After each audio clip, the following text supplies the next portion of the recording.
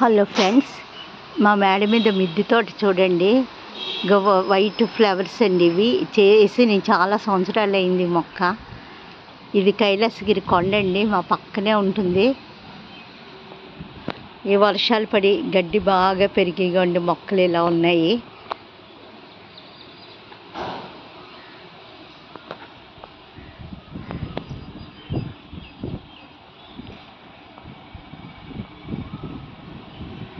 అసలు మొక్కల కన్నా గడ్డి బాగా పెరుగుతుందండి. అవి తీసుకోవడమే పెద్ద శ్రమ అయిపోతుంది. ఈ మధ్యన ఇంట్లో కొంచెం పని ఎక్కువయ్యి మొక్కలు పట్టించుకోవడం కొంచెం తగ్గిందండి. లేకపోతే ఇంకా బాగా చేసేదాన్ని మొక్కల పని.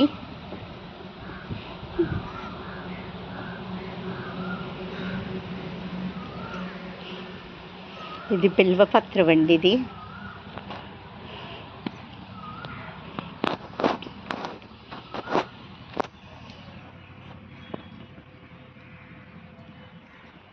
ఇవన్నీ చిగుర్లు అన్నీ కట్ చేశాను. మొక్కలు, మందార మొక్కలన్నీ చిగుర్లు బాగా వచ్చాయండి.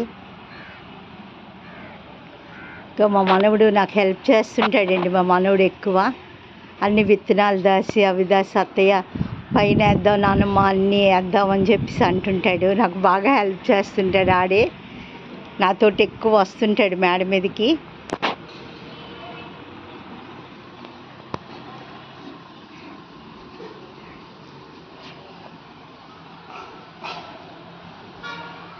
ఇది తమలపాకు మొక్క అండి. ఇంకా బీర విత్తనాలు వేసాను వర్షాలు పడగానే. ఇంకా బీరపాదులు చూడండి, ఇప్పుడిప్పుడే ఎదుగుతున్నాయి. ఇది సీతాఫలం అండి. ఇదేమో వామాకు మొక్క. దీంతో పచ్చడి చేసుకుంటే చాలా మంచిది. వారానికి ఒక్కసారైనా తింటే ఆరోగ్యం అండి. పొట్టంతా క్లీన్ అవుతే చాలా మంచిదని చెప్తున్నారు. పచ్చి ఆకులు నవ్వినా చాలా మంచిదట. రోజుకు ఒక 3 ఆకులు 4 ఆకులు ఉదయాన్నే పరగడుపుని తింటే చాలా మంచి. బెండ మొక్కలు చూడండి ఎంత హెల్తీగా వచ్చాయో.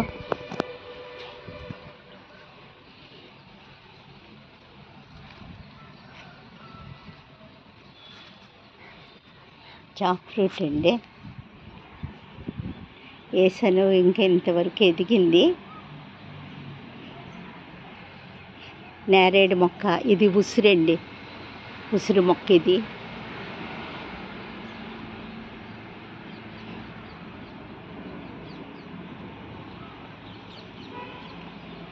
నిమ్మ చెట్టు.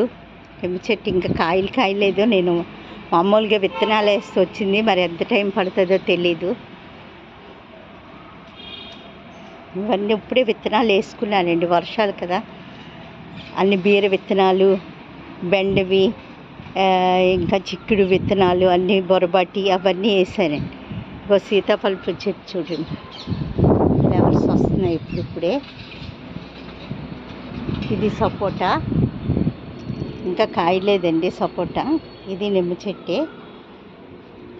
ఇవన్నీ విత్తనాలు వేసానండి. ఇది వంకాయ మొక్కలు ఇవి.